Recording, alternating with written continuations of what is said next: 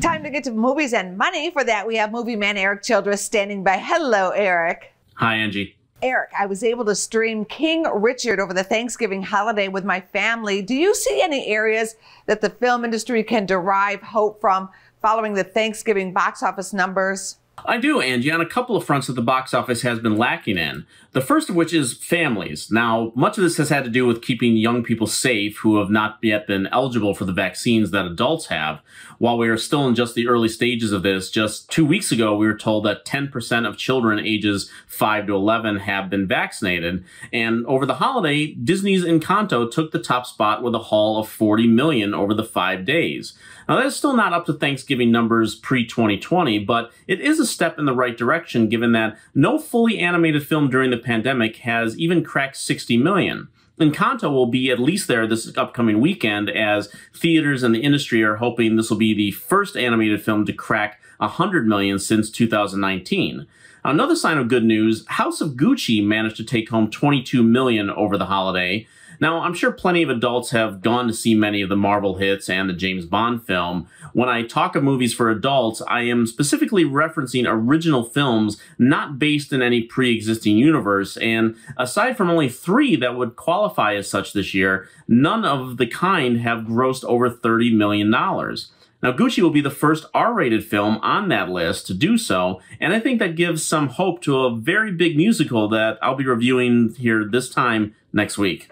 Well, you've said it before, Eric, this tends to be the week most film studios stay away from opening big new hits because it's just after the holidays. So what kind of outlook do you see happening for the box office?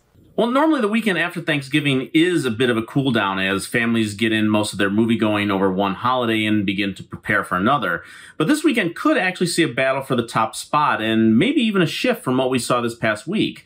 Disney's Encanto is hoping to spend a second straight week in the #1 slot. 27.2 million of that 40 was made from Friday to Sunday, and I could see a drop down to the 12 to 14 million range.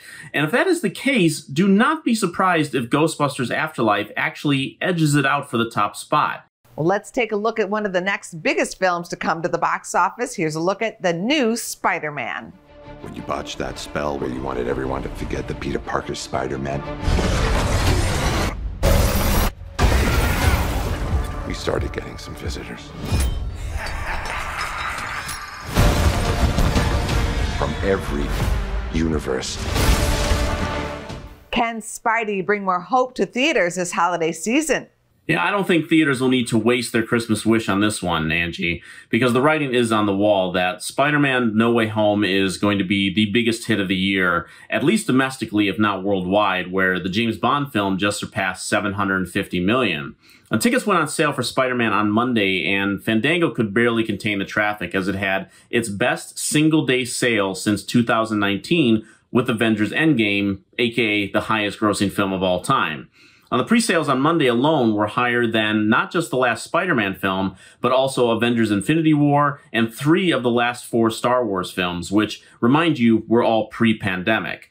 The $300 million watch is officially on, and while it might not reach that by December 31st, the promise of that number on the horizon into the new year is going to give theaters some much-needed Christmas cheer. Thanks, Eric, and we look forward to your upcoming review of West Side Story. Thanks again. Thank you, Angie. Go to businessfirstam.com for where to see our show on TV.